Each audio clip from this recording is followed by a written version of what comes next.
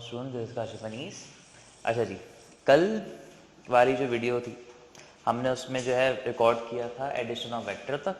अब आज मैं इस वीडियो में रिकॉर्ड करूंगा बेटा इसके न्यूमेरिकल्स। ठीक है, अब ये जो हो रहा है जी इसमें है क्या, मैंने आपको कल एक बार बताई थी कि बेटा जब भी दो वेक्टर्स के दरमियान 0 डिग्री हो, पैरेलल हो, तो उनको डायरेक्टली ऐड कर देते हैं। 180 को तो सब्ट्रैक्ट कर देते हैं, 90 को तो पैथागोरस थ्योरम होता था, और कुछ और एंगल हो तो हम लोग लगाते थे कोसाइन लो। तो मैंने दो वेक्टर यहाँ पे सेलेक्ट किए और मुझे रिजल्टेंट निकालना है। और दो वेक्टर्स जो हैं जी वो कुछ इस तरीके से हैं कि एक वेक्टर जो है वो है 8 का, दूसरा वेक्टर है 6 का। इसको A कह लें, इसको B कह लें, और उनके दरमियान में जो एंगल है एक बार में 0 है, दूसरी बार में 90 है, तीसरी बार में 180 और चौथी बार में 60। तो अब मुझे रिजल्टेंट निकालना। देखें 0 डिग्री पर रिजल्टेंट निकालना आसान है, दोनों को ऐड कर दें, 8 प्लस 6, तो आंसर आ जाएगा 14। 180 पर निकालना और आसान है, सब्ट्रैक्ट कर दें, 8 माइनस 6, आंसर आ जाएगा 2। 90 पर की नहीं आपको सबसे ज्यादा काम करना पड़ेगा, जो कि बराबर था अंडर रूट ए का स्क्वायर प्लस बी का स्क्वायर। ए की जगह पे 8 का स्क्वायर 64, बी की जगह पे 6 का स्क्वायर 36 इक्वल्स टू 100, और रूट निकाल लो तो आंसर आ जाएगा 10। क्लियर है? अब जो 60 है इसके लिए कोसाइन लॉ लगाना पड़ेगा। कोसाइन लॉ असल में एक्सटेंशन होती थी इस लॉ की, A square plus B square plus 2ab cos theta. तो अब देखें A square plus B square की जगह पे तो 100 ही लिख देता हूं, जो बच गया उसे सॉल्व कर लेते हैं। 2 ए की जगह पे 8, बी की जगह पे 6, cos 60।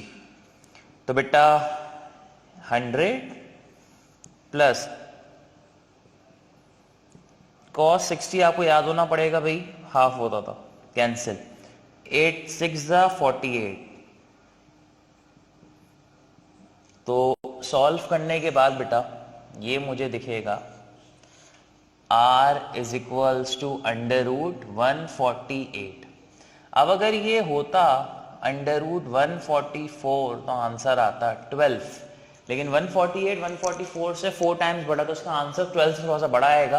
तो लेट सपोज ये आ सकता है 12.1 12.2, हम लेट सपोज कहते हैं 12.1 होगा, क्योंकि जब आपका नंबर 100 से ऊपर निकल जाता तो उसका डिफरेंस जो है वो कम हो जाता है। 100 से पहले तो हम रूल ये था ना कि जो डिफरेंस था वही आप पॉइंट के बाद लिख दें, लेकिन अब ऐसा नहीं कर सकता। अगर आपने 12.4 लिखा तो आंसर थोड़ा बड़ा हो जाएगा।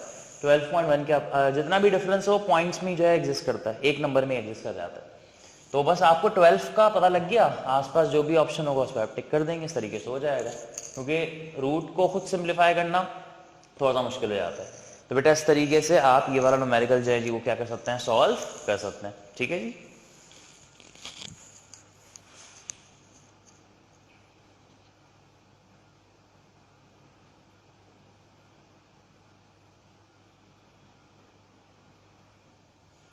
अच्छा जी, नेक्स्ट क्वेश्चन जो है इसमें आप देख सकते हैं, which of the following can not be the resultant of vectors 5 newton and 4 newton. How we will predict which can not be the resultant. तरीका तो ये कि कोसाइन लॉ लगा के एंगल निकाल के देखें, जब एंगल ना निकले तो इसका मतलब रिजल्टेंट नहीं बन रहा, और निकल जाए तो बन रहा है। लेकिन अब कैलकुलेटर से ये थोड़ी सॉल्व करने बैठेंगे, और कैलकुलेटर है भी नहीं। तो अब मैं आपको तरीका बता दूँ कि पुराना क्वेश्चन मैं तभी मिटा के नहीं रखा। ऐड करने पर सबसे बड़ा आंसर ये था, सब्ट्रैक्ट करने पर सबसे छोटा आंसर ये था। बाकी जितनी भी वैल्यूज आ रही हो देखें इन सबके बीच में आ रही हैं, तो इसका मतलब ये मैक्सिमम आंसर होता है और ये मिनिमम आंसर होता है। तो अगर आपको चेक करना है कि भी कौन सा ऑप्शन नहीं हो सकता, तो जो इस मैक्सिमम मिनिमम के बाहर आएगा वो नहीं हो सकता। तो अगर आप यहां पे चेक करें बेटा, 5 + 4 करें तो ये 9 आ जाएगा, 5 - 4 करें तो ये 1 आ जाएगा।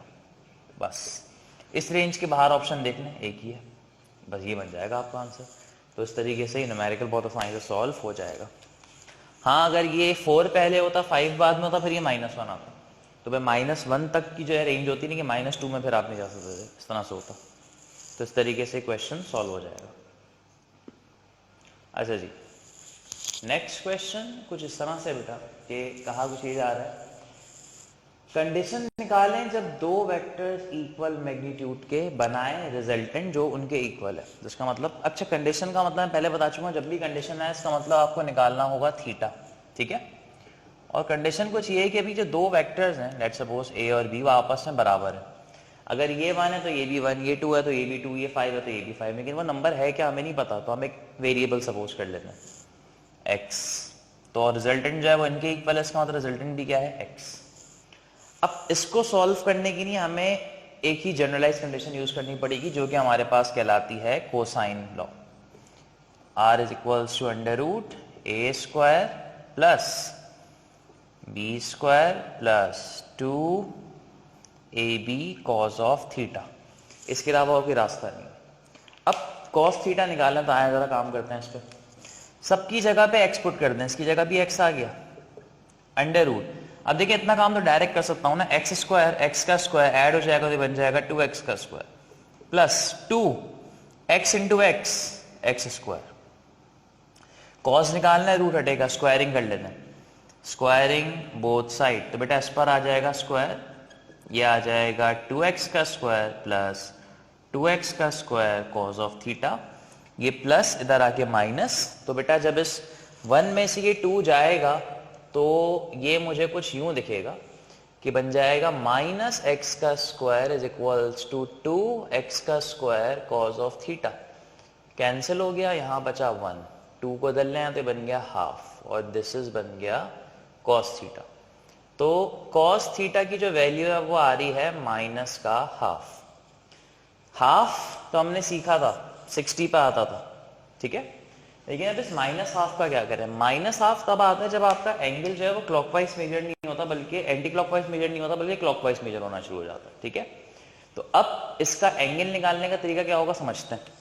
ये जो असल में इक्वल वेक्टर्स बनते हैं ना, ये इस तरह से बनते हैं। लेट्स सपोज ये आ गया वेक्टर ए, ये आ गया वेक्टर बी, और ये आ गया इनका रिजल्टेंट। अगर ये इक्वल हो जाए तो ये एक ट्राइंगल बनाते हैं, और ट्राइंगल के अंदर जितने भी एंगल्स होते हैं सबके सब 60 होते हैं, ठीक है। तो जब एंगल इस तरह से मेजर किया जाता है ना एंटी क्लॉकवाइज, तो ये 60 निकलता है। और जब इसको आप लोग बेसिकली आपको लग रहे, सॉरी मैंने गलत बना दिया, इस तरीके से मेजर किया जाता है तो ये 60 निकलता है। लेकिन जब आप इसे यहां से यहां तक मेजर कर लेते हैं तो ये निकलता है 120, ठीक है। अब कैसे निकला 120? तो बस आपको मैं एक सिंपल सा तरीका सिखाता हूं। जब भी आपके पास एक आंसर माइनस में आ जाए तो इसका एंगल आपको अलग से याद नहीं करना, आप खुद निकाल सकते हैं। कैसे निकालेंगे? आपसे इतना सा काम करें, थीटा को डायरेक्टली डिक्लेयर करने के बजाय उससे पहले क्या लिख दें 180 माइनस, आप सपोज करेंगे यहाँ पे माइनस नहीं था, सिर्फ हाफ था। हाफ का एंगल क्या था? हाफ का एंगल था 60, तो 120 में से इसको माइनस करेंगे तो ऑटोमेटिकली आपके पास जो आंसर आएगा वो आ जाएगा 120, ठीक है। तो इसका मतलब इसका आंसर 60 नहीं था बल्कि क्या था 120 था, क्योंकि प्लस माइनस का फर्क आ रहा है ना। इसी तरह से अगर फॉर एग्जाम्पल बेटा किसी जगह पे वैल्यू आ जाए cos theta is equals to under root 3/2, तो अंडर रूट 3/2 होता है 30 डिग्री पे। लेकिन अगर ये माइनस हो गया तो फिर आपको 180 माइनस 30 करके इसकी वैल्यू लिखनी पड़ेगी 150 डिग्री। आ गई बात समझ में? तो इस तरीके से माइनस से क्वेश्चन जो है वो सॉल्व किए जाते हैं। चलें जी, अब आप लोग कॉपी कर लें इसे। चलें जी, एक न्यूमेरिकल और देखते हैं इसका। अब इसमें आपसे क्या कहा जा रहा है बेटा कि कंडीशन निकालें, इसका मतलब फिर से थीटा निकालना है। लेकिन अब जो दो वेक्टर्स हैं वो इक्वल तो है, लेकिन अब जो रिजल्टेंट बनता है वो उनका डबल बनता है। इसका मतलब ए और बी एक्स हैं, लेकिन जो आर है वो क्या है 2x है। तो आप इसको कोसाइन से भी सॉल्व कर सकते हैं, लेकिन ये ऐसी कंडीशन है जो आप थोड़ा सा बगैर सॉल्व करे भी इसको देख सकते हैं। अगर मैं आपसे बोलूं कि भाई आप x में x को ऐड करें तो आंसर क्या आ रहा है? 2x आ रहा है, ऐसा है। इसका मतलब अगर इन दोनों को मैं डायरेक्टली सिर्फ ऐड कर दूं तो आंसर दे देते हैं 2x, जो कि रिजल्टेंट के बराबर है। तो ये वाली जो कंडीशन थी वो कब होती थी? जब आंसर क्या आता था? एंगल का 0 डिग्री। इसका मतलब इस वाले क्वेश्चन को बगैर सॉल्व करे भी हम प्रेडिक्ट कर सकते हैं कि क्या होगा, 0 डिग्री होगा। लेकिन फिर भी अगर कोई कहेगा सर आप इसको वैसे सॉल्व करके दिखाएं तो मैं दिखा देता हूँ। अगर आप इसे कोसाइन से भी सॉल्व करेंगे बेटा तो भी इस तरह आएगा। मैं डायरेक्टली कर रहा हूँ, आर की जगह पे 2x under root A square B square की जगह पे तो ये आएगा ना बेटा, तो ये बन जाएगा 2x का स्क्वायर प्लस 2x का square cos of theta. Squaring कर लेंगे तो ये बन जाएगा 4x का स्क्वायर, ये बन जाएगा 2x का स्क्वायर प्लस 2x का स्क्वायर कॉस थीटा। इसको दल ले आओ, 4 में से 2 चला गया, बचा क्या? 2x का square is equals to 2x का स्क्वायर कॉस थीटा, कैंसिल, बचा 1। और हम जानते हैं कॉस थीटा की वैल्यू सिर्फ एक एंगल पे 1 आती है जब वो होता है 0। हो गया प्रूफ? तो बस टाइम बचाने के लिए हम इसको डायरेक्टली इस तरह से सॉल्व कर सकते हैं और ये काम जो है हमारे पास खत्म हो जाएगा, ठीक है जी। So these are the numericals जो कि बेटा आपके पास एडिशन ऑफ वेक्टर में आपसे पूछे जाते हैं। तो आप इसे कॉपी करें।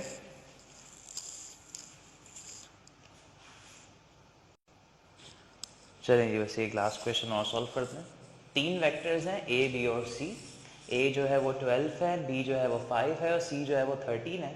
एंगल निकालना है बी और सी के दरमियान और कंडीशन ये गिवन है बेटा कि ए में बी को ऐड करो तो उसका आंसर आना चाहिए बराबर सी के। कैसे आएगा? चलिए, मैंने आपसे कहा था ना पुरानी वीडियो में कि बेटा वो जो कंडीशंस आपको याद कराए थे उन्हीं से सारे न्यूमेरिकल सॉल्व होते हैं जो अब तक होते आ रहे हैं। तो आए जरा देखते हैं। अगर इन पर मैं सारी कंडीशंस बारी बारी अप्लाई करूं, जैसे पहले 0 डिग्री वाली कंडीशन करते हैं। 0 डिग्री में क्या आता है कि दोनों को सिंपली ऐड कर लो। तो देखें 12 प्लस 5 को करके कभी भी 13 नहीं बन सकता, तो इसका मतलब 0 डिग्री तो नहीं है। माइनस करके भी नहीं बन सकता, इसका मतलब 180 भी नहीं है। जनरलाइज को सॉल्व करूंगा तो एंगल निकालना मुश्किल हो जाएगा मेरे लिए। तो हम अप्लाई करते हैं यहां पर बेसिकली 90 डिग्री की टर्म। 90 डिग्री में क्या था, जो वेक्टर्स हैं उनका स्क्वायर करके ऐड करें। 12 का स्क्वायर 144, 25 5 का स्क्वायर होता है 25, सॉल्व करते क्या बन जाता है 169, और 169 का जो रूट है वो क्या हो जाता है 13। इसका मतलब आंसर मैच कर रहा है। तो इसका मतलब अगर मैं दोनों को इस पाइथागोरस थ्योरम से सॉल्व करता हूं तो आंसर आता है इक्वल 13 के, जो कि कंडीशन को सेटिस्फाई करता है। और पाइथागोरस थ्योरम लगता था तब जब एंगल होता था कितने डिग्री बेटा, 90 डिग्री। तो इसका मतलब इस बी और सी के दरमियान जो एंगल है वो क्या हो जाएगा 90। तो ये वो कंडीशंस थी जो बेसिकली आपको समझनी थी, आपको सॉल्व करनी थी। तो बेटा यहाँ पर हम लोगों ने एडिशन ऑफ वेक्टर्स के न्यूमेरिकल को एंड किया। नेक्स्ट वीडियो में इंशाल्लाह शुरू करेंगे नेक्स्ट टॉपिक। Thank you.